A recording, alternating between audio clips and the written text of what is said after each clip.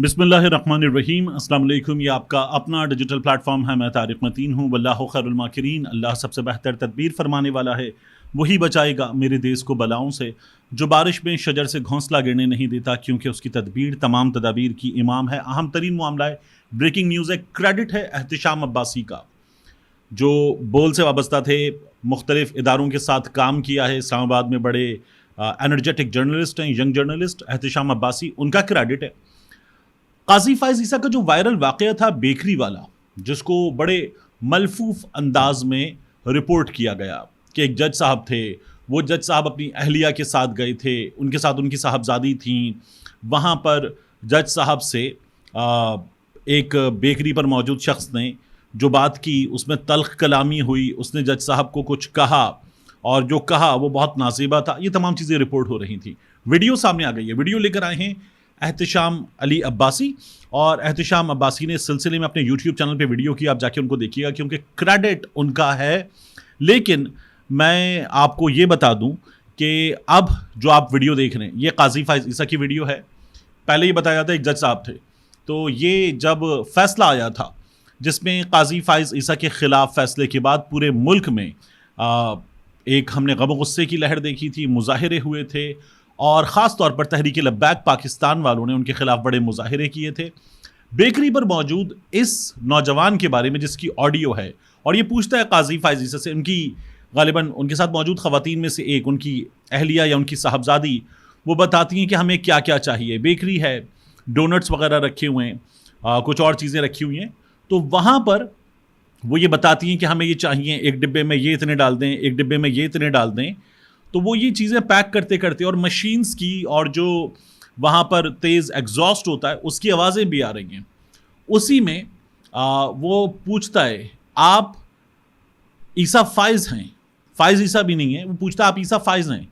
फिर जो गालिबन आगे उनकी साहबजादी हैं, वो काजी फायज़ ईसा की दरियाफ्त करने पर कि क्या पूछ रहा है, वो बताती हैं पलट के कि आप ईसा फायज़ हैं। फिर वो पूछती हैं क्यों, इससे कोई फ़र्क पड़ता है? यानी हम क्या ऑर्डर नहीं कर सकते अगर ये ईसा फायज़ हैं?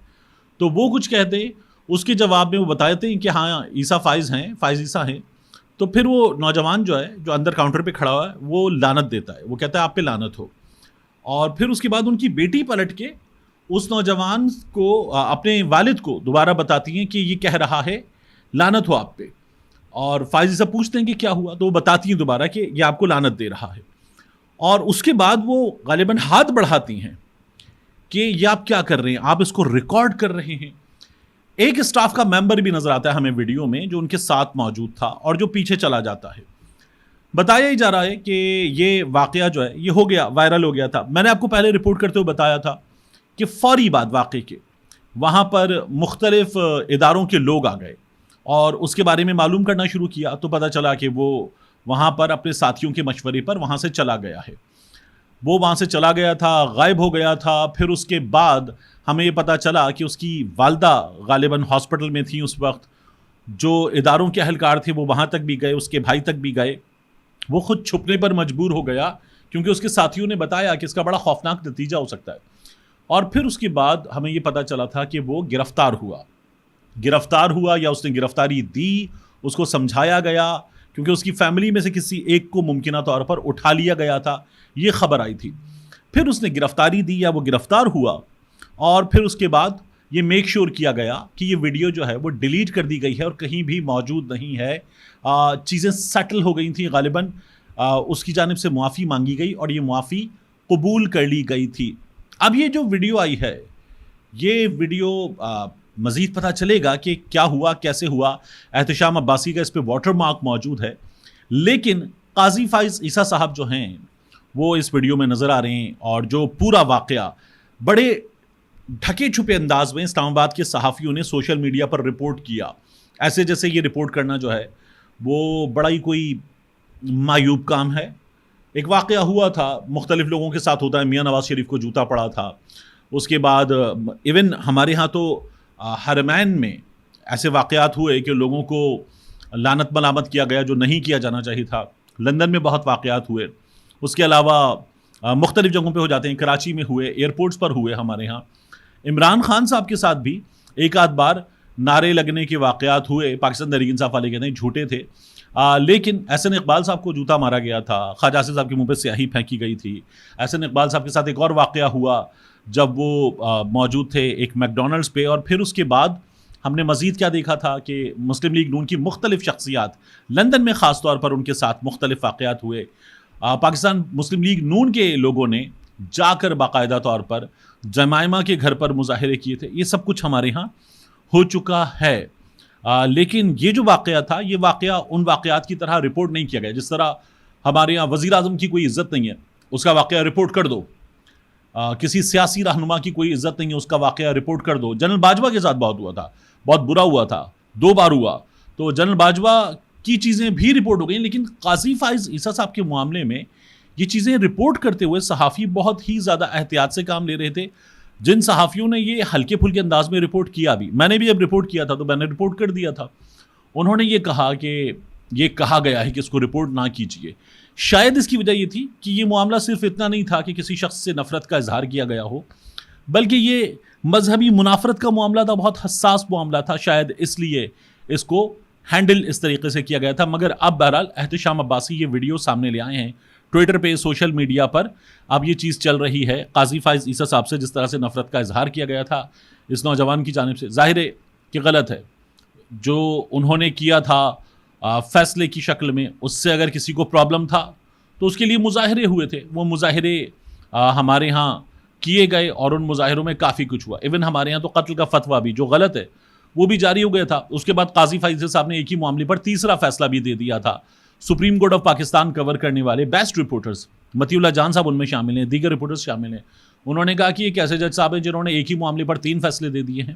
لیکن اب بہرحال ویڈیو سامنے آ گئی تو میں یہ تمام چیزیں اس لیے آپ کے سامنے رکھ رہا تھا. اس کے علاوہ ایک اچھی خبر ہے. اچھی خبر یہ ہے کہ IMF سے پاکستان کے لیے $7 ارب کا جو پیکج ہے وہ منظور ہو گیا ہے.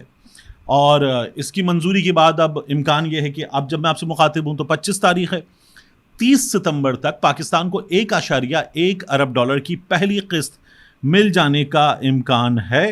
اور ایگزیکٹو بورڈ نے واشنگٹن کے ہیڈ آفس میں ہونے والے اجلاس میں جائزہ مشن اور پاکستان کے درمیان طے پانے والے سٹاف معاہدے کی پاکستان کے لیے $7 ارب کے قرض پروگرام کی منظوری دے دی ہے. شہباز شریف صاحب نے کہا تھا کہ ہم نے شرائط پوری کر دی ہیں. چین نے بڑا ساتھ دیا ہے، جو ایک اچھی بات ہے کہ پاکستان کا چین نے ساتھ دیا اور یہ ہو گیا. اب اس کے بعد ایک دیکھنے کی چیز ہے، IMF کا پروگرام جب منظور ہو گیا ہے تو پھر IMF کی شرائط بھی یہاں سے پکڑیں گی گلا. ویسے ہی بڑی مصیبت ہے. آج بھی خودکشیوں کی 2 خبریں ہمارے سامنے ہیں، گزشتہ کچھ دنوں میں مسلسل آئی ہیں. اب جب IMF منظور کر رہا ہے یہ پروگرام تو پھر IMF یہاں سے پکڑ کے رکھے گا ایک ایک چیز پر. یہ جو ابھی پنجاب میں ریلیف دینے کی بات ہو رہی تھی 1 مہینے میں ختم ہو گیا تھا، اور مزید اگر حکومت کے کچھ عزائم ہیں تو IMF جو کرے گا اس حکومت کے ساتھ، وہ بلکہ اس حکومت کے ساتھ کیا ہمارے ساتھ، وہ ہمیں لگ پتا جائے گا. تو دعا کرنی چاہیے کہ چیزیں بہتر ہوں، کیونکہ یہ ہو گیا ہے تو یہ حال ہے. نہ ہوتا تو اور برا ہوتا. لیکن بات یہ کہ یہاں تک لایا کون؟ وہ لوگ جو 16 روپے کی بجلی پر کہتے تھے 12 پہ لے کے جائیں گے، وہ لوگ جو 150 کے پیٹرول پہ کہتے تھے کہ 70 پہ لے کے جائیں گے، وہ لوگ جو مہنگائی عمران خان کے دنوں میں جب یہ 13% پہ تھی تو کہتے تھے مہنگائی نے مت مار دی ہے، اور یہی لوگ مہنگائی کو 30% سے اوپر لے گئے تھے. اور اب یہ کہتے ہیں کہ دیکھو ہم مہنگائی کو سنگل ڈیجٹ میں لے آئے ہیں. اچھی بات ہے کہ چیزیں بہتر ہونی چاہیے، لیکن IMF جب پکڑے گا تو مجھے ڈر یہ ہے، میرے منہ میں خاک، کہ خدا نخواستہ مزہ آئے گا، ہم تمام پاکستانیوں کو لگ پتا جائے گا.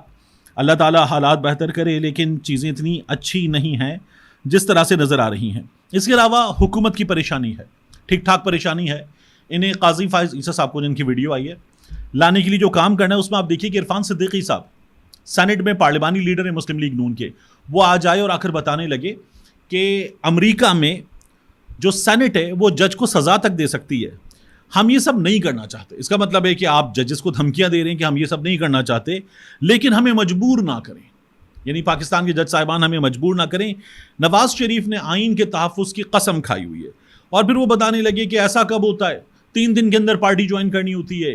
یہ جو لوگ تھے انہوں نے سنی اتحاد کاؤنسل جوائن کر لی تھی، اب یہ PTI جوائن کر لیں. ججز کیسے کہہ سکتے ہیں یہ باتیں کر رہے تھے. ججز نے اپنے فیصلے میں تمام چیزیں لکھ دی ہیں. مسلم لیگ نون نہیں مانتی, یہ حکومت نہیں مانتی, تو اتنا آسان نہیں ہے کہ یہ لوگ جو چاہیں گے کر لیں گے. آگے یہ سپریم کورٹ سے لڑائی کے لیے تیار بیٹھے ہوئے. نواز شریف ایک بار پہلے بھی خود بنفس نفیس سپریم کورٹ پہ حملہ کر چکے ہیں, خود قیادت کرتے ہو جا کے. تو دیکھیے کیا بنتا ہے. لیکن بہرحال اس حکومت کے ارادے اچھے نہیں ہیں اور یہ دھمکیاں دے رہی ہے ججز کو. ایک بات یاد رکھنی چاہیے کہ جو لوگ ججز کو بتا رہے ہیں کہ آئین کیا ہوتا ہے, فیصلہ کیسے ہوتا ہے, قانون کیا ہے, ججز کو پتہ نہیں ہے, عرفان صدیقی کو پتہ ہے. تو یہ دیکھیں نا کہ ان کے اٹارنی جنرل منصور عثمان عوان, حکومت کے چیف لا آفیسر, جب کیس چل رہا تھا تو وہ حکومت کی نمائندگی کر رہے تھے, تو کیس ہارے ہیں آپ لوگ. آپ کا اٹارنی جنرل کیس ہارا ہے. ججز پر غصہ نکالنے کی بجائے اپنے اٹارنی جنرل سے پوچھیں کہ کیا کر رہے تھے. ہم جو پورے پاکستان کو آئین سکھا رہے ہیں, تم کیوں نہیں سکھا سکے ججز کو. فاروق ایچ نائک صاحب بھی موجود تھے, دیگر وکلا موجود تھے, اور آپ نے مہنگے وکلا اور بھی کر رکھے تھے, الیکشن کمیشن آف پاکستان نے بھی. تو آپ اب بتائیے پاکستان کو کہ ہم ججز کو آئین سکھانے بیٹھے, ہمارے وکلا ہار گئے تھے, آپ کو اگر منظور نہیں تھا تو عدالت میں گئے کیوں تھے. آپ یہ کیس ہارے ہیں, باقاعدہ طور پر کنٹیسٹ کرنے کے بعد کیس ہارے ہیں. آپ ایسے پیچھے ہٹ نہیں سکتے, غلط طریقہ ہے. فضل الرحمان سے ملاقات ہوئی اینکرز کی, دو چیزیں رپورٹ ہو رہی ہیں.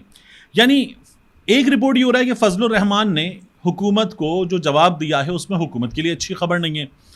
اس کو رپورٹ کیا گیا کہ آئینی عدالت کے حق میں ہیں لیکن کسی شخص کے لیے ترامیم قبول نہیں, تو قاضی فائز عیسیٰ نامنظور. اور پھر یہ بھی کہا گیا کہ ایکسٹینشن جو ہے وہ مفادات کی نہیں, ضرورت کی بنیاد پر ہونی چاہیے, اور ملٹری ٹرائل والی بات پر بھی قبولیت نہیں ہے. یہ ایک جگہ رپورٹ ہوا. دوسری جگہ پتہ چلا کہ فضل الرحمان جو ہیں وہ مان گئے ہیں, اور 2 سے 3 برس کے لیے جو ملٹری ٹرائل کا معاملہ اس پر بھی مان گئے ہیں.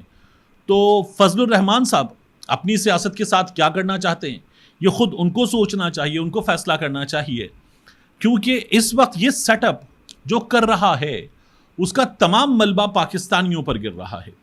اس کی تمام نفرت اس سیٹ اپ کو مل رہی ہے. نواز لیگ کو, پیپلز پارٹی کو, ایم کو, فضل الرحمان کو چاہیے یہ نفرت, جن کے لیے گزشتہ کچھ دنوں میں سینٹیمنٹ پازیٹیو ہوا ہے, تو وہ قبول کر لیں. ایون اسٹیبلشمنٹ, اس سے بھی لوگ ناراض ہیں, اور وہ کہتے ہیں کہ اسٹیبلشمنٹ کی حکومت ہے, اسٹیبلشمنٹ کی ترامیم ہے, اسٹیبلشمنٹ سب کچھ کر رہی ہے. تو یہ جو صورتحال ہے, یہ فضل الرحمان کا کہیں مان جانا کہیں نہ ماننا رپورٹ ہو رہا ہے. میرا یہ خیال ہے کہ اگلے 1 سے 2 دن میں چیزیں مزید کلیئر ہوں گی, اور ان کو کلیئر بنائیں گے مزید وہی جن سے بیکری پہ اظہار محبت کیا گیا ہے, قاضی فائز عیسیٰ, کیونکہ انہوں نے 63A کا کیس لگا لیا ہے, جس کا مطلب یہ ہے کہ بندے اٹھائے جا سکتے ہیں. ملتے ہیں انشاءاللہ آپ سے اگلی ویڈیو میں.